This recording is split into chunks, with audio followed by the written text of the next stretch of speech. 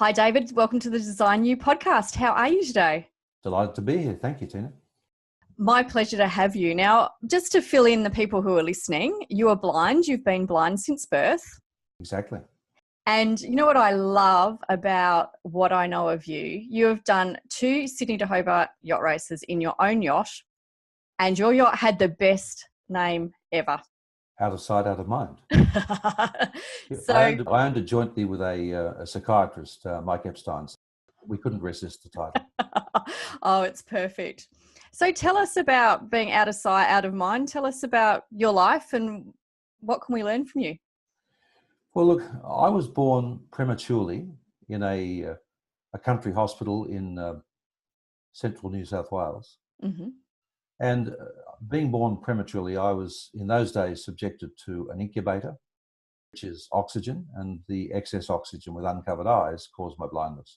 Okay. And we didn't learn about it until a year later when a clinic nurse said, Mavis, your son is not responding to us with his eyes. I think you should have him checked out. And of course, I was checked and was deduced to be totally blind. Okay. Now, that shattered my parents, Tina, because they were simple working class folk. Mm-hmm. And they'd never had anything to do with somebody with a disability. And my father was shattered in a confidence sense. And it took my tough little mother to say, look, we have to send him away to school. We have to give him the best opportunity that we could possibly have. And I still remember that first day when we went to a school 300 kilometres away in Sydney. It was the Runga School for the Blind. And as we approached the gates, I was in tears, my mother was in tears, and how she turned away and left me that day, it said a lot for her inner conviction and courage. Absolutely. So how old were you? 5. Wow. For the first time at 5 years of age, with no skills whatsoever, I was left at a boarding school 300 kilometres away from my family. And it was a tough gig. I had no friends. I battled through the first couple of days and then had to realise that I had to learn to dress myself properly, tie my shoes and feed myself, all of which was, I'd been sheltered and closeted previously. So it was a fairly significant leap of faith for me. It's a significant leap for any kid. I mean, you're 5. So, but as you said it, your mum did it knowing that she thought it was the best thing for you, and what a brave woman. Well, I think in the end, that's one of the things that the fact that I had to work hard to achieve independence and some social skills, that's been of great value to me going forward in life. I'm sure. And socially, how do you feel?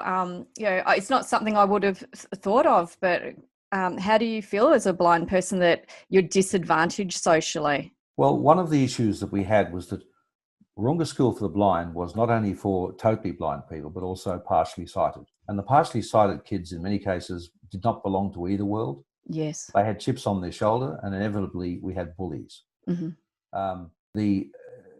The process of taking us small blind kids down to the cellar and leaving us there for hours by the older kids was only stopped short when an unexpected roll call was called and we were found missing.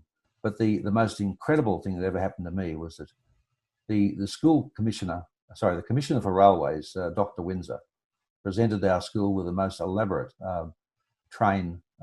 rail and train complex with stations, signal boxes, the whole box and dice. Oh, cool. The damn things made a lot of noise, and we had to sit on long benches which normally stored linen. These can be locked from the outside, and I was bundled into one of these one day and locked in. Oh my gosh. And of course, with the noise of the railways, nobody could hear me. And I screamed for 2 hours with, diminishing air supply, box that was, typical of a coffin. And fortunately, the supervisor ultimately heard me when the trains were shut down, took me out and we all went back to our playroom. Well, I was hysterical by that time. I totally lost my temper, picked up a poker, jammed it into the hot Coke stove, and chased these bullies around the room with a molten hot poker. You know what? To this day, I don't regret it because bullies deserve what they get, and they never ever bothered me for days since. I can't even imagine any of that. That happens at boarding schools. Yes. Kids are bullied. Yeah, wow. So taking you forward past the bullies to how did you get onto this Sydney to Hobart gig? It's pretty impressive. Well, first of all, I came home and went to an open high school, which did a lot for my social development. Mm-hmm. I had several jobs in local government and then in radio in sales management. And I met a journalist, and we first of all, my first wife Ruth sailed with me in a Corsair which I bought, but I was the original captain. She was the original Captain Bligh, and I was Fletcher Christian. So I couldn't sail with her, and I sailed with a friend who had, and I bought a Flying Dutchman, which was an Olympic class racing yacht, and that's where I really learned to sail, because you go out on a trapeze, hanging out over the water. Mm-hmm. And the boat is probably the fastest single monohull boat in the world. Okay. It was 78. We did well, but eventually I decided to buy after going through a trailable yacht, the Seaway 25, which I called Profile after my recruitment business. I eventually got together with Mike Epstein, and we bought Out of Sight, Out of Mind. We did 2 Sydney Hobarts. Mm-hmm. The first one we retired from because unfortunately, some of our crew left the hatch open, and we were swamped by a huge wave, which wiped out our generator, which left us with no engine, no lights, no radio, no satellite navigation system. That was flying too blind even for me. Yeah. That is scary stuff. That is really scary. You're making light of it, but yes. But amazingly, the guys wanted to go on, but approached the Tasmanian coast at night. I took the hard decision. I said, look, guys, we've all got families. You guys are as much in the dark as I am, and it's a dumb call to be treacherous coast at night. We turned back and headed back for the second race, but that was probably the second wildest race, 1984 race. It really was. It was, crossing Bass Strait. It was like going up and down in an express lift. Wow. With a crash at every second wave. It was an awesome experience. And he said to me, you were lucky out there. You were blind. I said, like hell I was. I might be blind, but I can hear, and I've got a particularly vivid imagination. Well, that's a point. I mean, you can't see, but surely that develops other senses that probably gives you an advantage in a situation like that over some of the guys that you were teamed with. Well, I think in those situations, the moment of truth is that you need to turn inertia into adrenaline. Mm-hmm. And you need to focus on what it is that you're trying to achieve rather than what you're facing. And the decision to turn back, was that a tough one for you, knowing that it was about family for you, or was it a pretty easy decision? No, I was justifiably apprehensive, and I'm used to leading teams. But, the crew had settled into a period of inertia where nobody was prepared to make that decision, and I had to make it. And then you went back and did it all again. Yep. The second time around, we were lucky. It was a much less eventful race. There were times when I remembered the past race and had to tough it out, but we eventually got to Hobart. Sadly, one thing I forgot to mention, in the first race, we were running second halfway across Bass Strait when I took the decision to pull out. In the second one, we weren't so lucky. We were becalmed off the Tasmanian coast and finished in the middle of the fleet. A respectable performance, but not outstanding. And so what happened to Out of Sight, Out of Mind after that race? Therein lies a story. My first wife, Ruth, was diagnosed with brain melanoma, and it was a death sentence. And I couldn't justify leaving the kids on their own, so I asked Mike, and he agreed to sell the boat. Yep, life decisions sometimes are forced upon us, aren't they? They certainly are. Yeah. What else can you share with us about your life that is, I mean, you're an inspirational man. You've lived a very full life, and I love your passion for leading people and the sort of work that you do. Tell us more about how you lead people, how to lead people properly in a team, how to really help with recruitment, etc. Well, my parents were very unhappy about the fact that I wanted to be more than just somebody who stood at home. So I had a very, very aggressive auntie. my Auntie Alison, who I still revere to this day. She's approaching 94 and still as healthy and vigorous as ever. Lovely. And she said to me, do not take any notice of your parents because they mean well. They don't have your vision for the future. You can do anything you choose to do.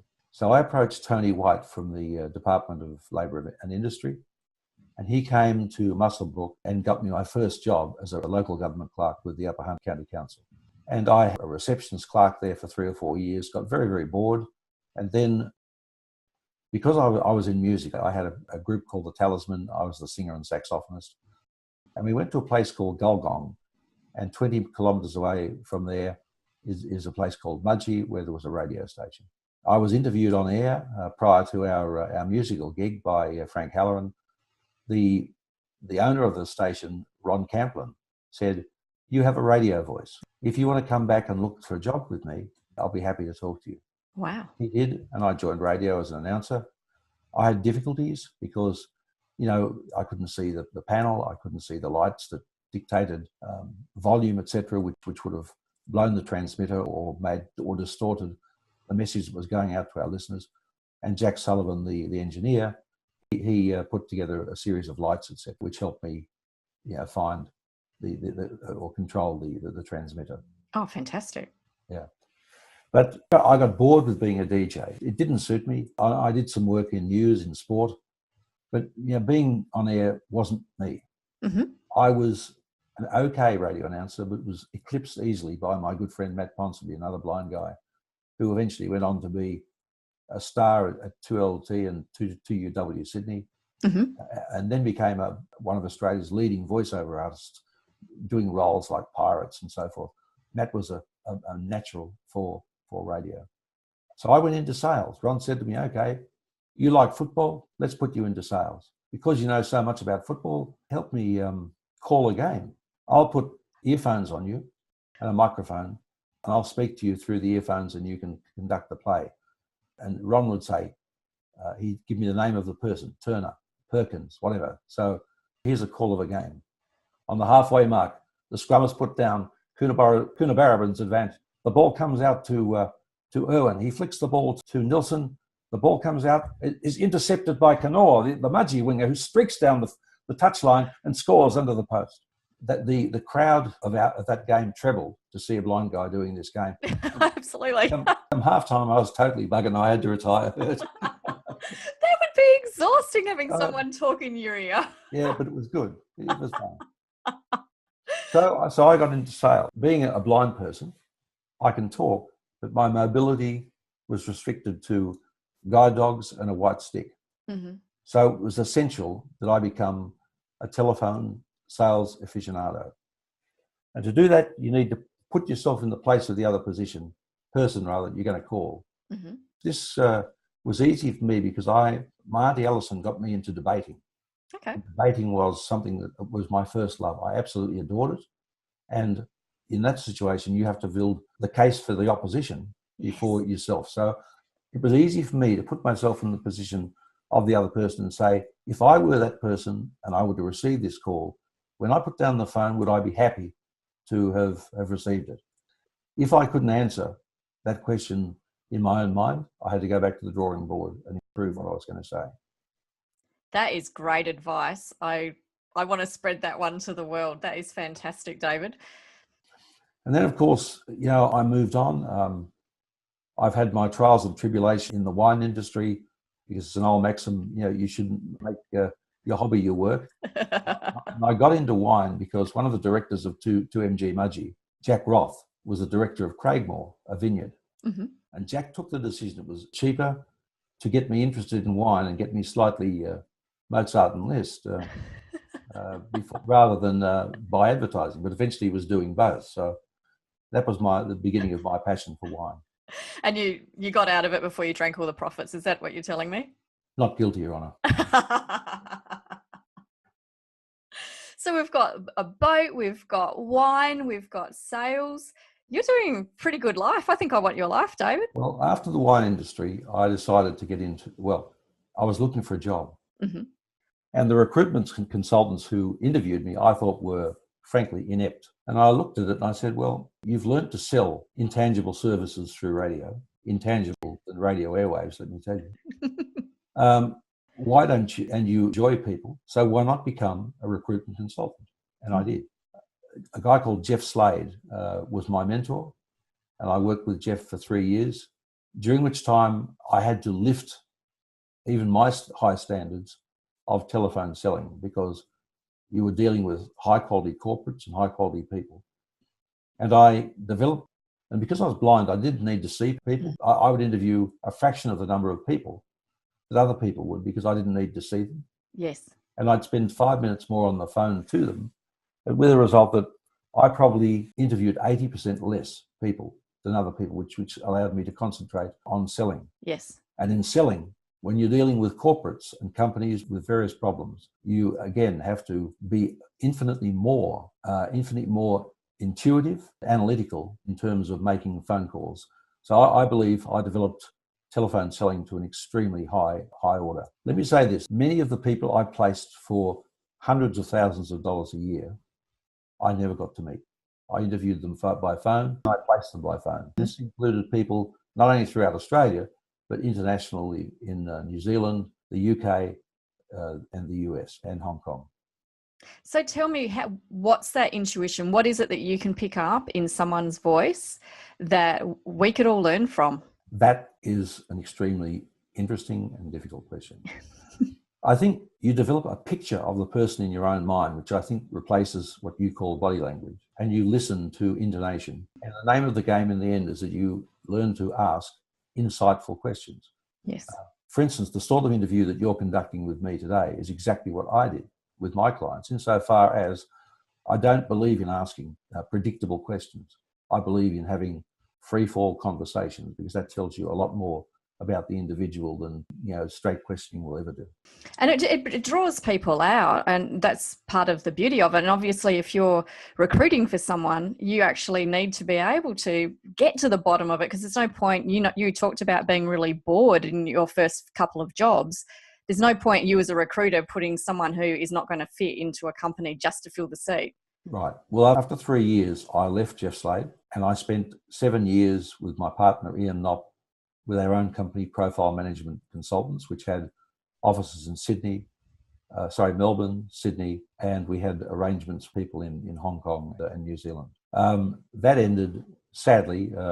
Ian and I are still friends, but there was a misunderstanding which led to the termination of that partnership.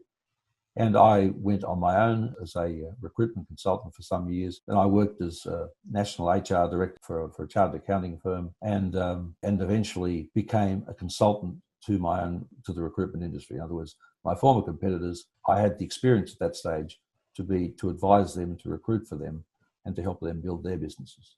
Wow. And what sort of stuff would you advise on? Like, because it is what you're telling me, it's real soft skills that it means about taking time. And I had a client, I'll name him, Tony Bettison, who now runs the Bettison. Tony had 3 companies. The total revenue was south of 10 million. And Tony said to me, David, I can't keep good staff. I have ordinary people who leave me, and I can't build my businesses. I said, Tony, I'm not surprised, because you interview like a Gestapo colonel and you're a natural micromanager. I'm saying become a network manager. Let me employ people for you who are going places. Empower them to do what they need to do to build your business. Incentivate them in the first instance, and after 12 months, if you're sufficiently confident, lock them up with equity. Mm-hmm. Now, I made a few mistakes in the early stages. One person left Tony, has his own business. Another didn't work out. The third time, I recruited 3 people for Tony. The first was to take over his executive recruitment business, and Tony eventually sold that business to my recruit, Andrew Marty. Okay.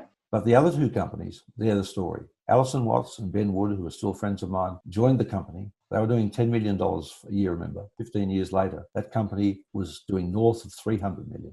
Wow.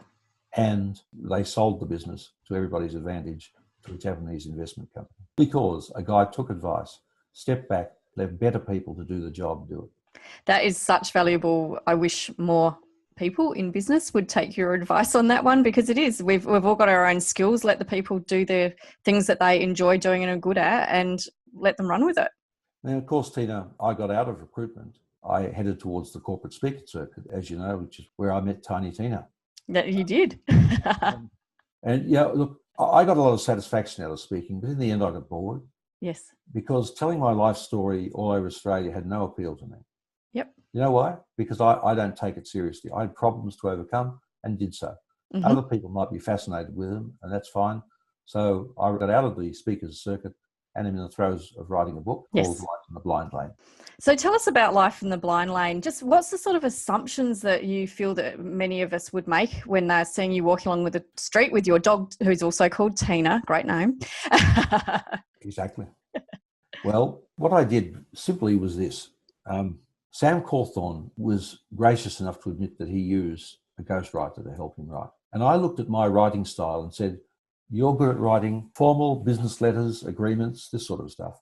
You're not a natural author. So I spoke to my brother-in-law, Pete Murray, who's a very experienced writer. And the best decision I ever made, because I wasn't really particularly interested in this book because I didn't take it seriously. But what he's done is looked at it intuitively from a sighted person's point of view and injected a note of curiosity, analysis, and research, what I've told him. And you know what? I think the book will sell. It even interests me, and I'm a cynic.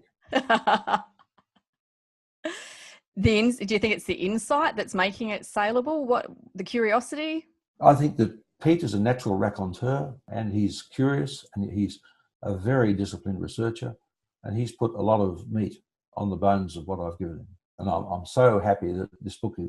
The trouble is, I'm having trouble pinning him down to finishing it. It's my part, and now he's got to bring together his. But of course, yeah, as you know, I'm now out of. Sam also introduced me to another guy called David Warren, and I got into the outsourced recruitment, offshore outsourced recruitment business. Sadly, I'm no longer with David Warren. I spent 2 years there. It didn't work, and from an ethical and professional point of view, I don't want to go into the reasons. But I'm now with an offshore outsourced recruitment company, again based in the Philippines. They are backed by a substantial American interests, and they don't have the issues that my previous company had. Mm-hmm. My current title is that of Business Development Director. Which sounds perfect with all your skills. It's this recruitment and developing businesses, which you've just said, you've helped turn a business around and really taken it to the next level just by the advice that you've been able to give the people running that business. So sounds perfect to me. Well, I only respond badly to people who won't listen. Don't we all? You can draw your own conclusions as to why I left the previous company. Going forward, you've got this new career opening for you, although it's not so new, lots of it is familiar. What's exciting for you? Well, what isn't exciting is that I think I didn't mention earlier, I married an ex-nun. We had 3 boys. And sadly, when those boys were between 11 and 16, my first wife, Ruth, died. Mm-hmm. Then I married the wife I have now, Liz, whom you've met. Mm-hmm. And she had 5 kids. And what my first wife said to me, David, I want you to make a friend of Liz because she's lost her husband who was your friend. And, she'll understand what you'll be going through after I die. And, the least you can be friends. And who knows, maybe the Brady Bunch. And the consequence, that's a merged family, 8 kids, and now 20 grandchildren. Wow. Your wife, Ruth, sounds like a very wise woman. I always say that Ruth made me and Liz saved me from becoming a wreck because I've made some bad decisions in recent times, but I don't regret any of them because I've learned from them. And frankly, I believe in the fact that you never die wondering. And you're proving that because you getting on a Sydney to Hobart, not only once, but twice. Then you didn't wonder. You did it. I love that. Well, yeah, look, I've had more wins than losses, made mistakes, some of which I deeply regret. But I made them, I felt at the time, for the right reasons, probably for an emotional reasons, because being a blind person, I'm fairly volatile, as Liz will tell you. But, I live a great life. I have the best decision I ever made was to merge these 2 families. Ironically, my second wife, Liz, is now in Monash Hospital with brain encephalitis. So how that will work out, I don't know. But I'm backed by a good family. I have faith, and I have a lot of faith in Liz to fight back from this. And having that family support is key for every decision we make in our life at some stage or other. It's really important, isn't it? Including yours to return to Adelaide. Absolutely, yes. It was really, it was what's important to me, family. I want to be here for sure, and definitely don't regret it. Well, I've enjoyed today. I suspect you've virtually wrung me dry. I can't think of anything else you should now ask me that would add anything to it. I might compliment you on the way you handle these interviews. They have pathos, they're empathetic, and very intuitive. Thank you, Tina. Thank you, David. Appreciate it.